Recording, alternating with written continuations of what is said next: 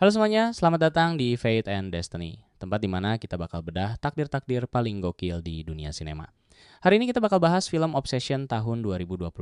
Siapkan camilan lo, karena kali ini kita bakal rekap tuntas alur cerita film Obsession. Gimana jadinya kalau orang yang selama ini cuma nganggep kamu teman, tiba-tiba jatuh cinta sama kamu sampai level, pokoknya kamu milikku. Sekilas sih kedengarannya kayak mimpi indah yang turun dari langit. Tapi kalau cintanya udah kelewat batas, berubah jadi obsesi, dan malah bikin hidup berantakan, ya itu bukan romansa lagi, itu udah paket lengkap menuju masalah. Film Obsession nunjukin kalau kadang keinginan yang paling kita harapkan justru bisa jadi awal dari mimpi buruk yang susah banget dihentikan. Cerita ini fokus ke seorang cowok muda bernama Bear Bailey. Bear ini tipe orang yang pendiam, agak kikuk, dan dari dulu diam-diam naksir sahabat masa kecilnya, Nikki Freeman. Masalahnya, Bear tuh bukan tipe yang berani ngomong langsung. Jadi perasaannya cuma numpuk di dada, kayak file kerjaan yang nggak pernah dibuka-buka. Bahkan pas dia latihan ngungkapin cinta di sebuah rumah makan bareng seorang pelayan, dia masih kelihatan gugup banget. Kata-katanya berantakan, ekspresinya juga kayak orang yang baru sadar kalau hidupnya lagi di Zoom meeting. Pelayan itu malah nganggep usaha Bear lucu dan manis. Tapi sahabatnya, Ian, justru bilang kalau semua itu kebanyakan mikir.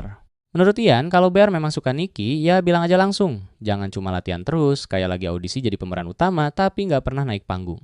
Dan sebenarnya, omongan Ian itu sederhana banget. Tapi justru dari situ kita bisa lihat karakter Bear dengan jelas. Dia bukan orang yang berani ambil langkah. Dia lebih sering memendam perasaan sambil berharap semesta tiba-tiba kerja lembur buat bantu dia. Dan tanpa dia sadari, sikap kayak gitu bakal narik dia masuk ke masalah yang jauh lebih gila dari yang dia bayangin.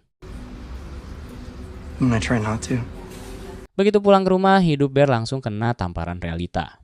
Dia nemuin kucing kesayangannya, Sandy, udah mati setelah nggak sengaja makan oksikodon miliknya.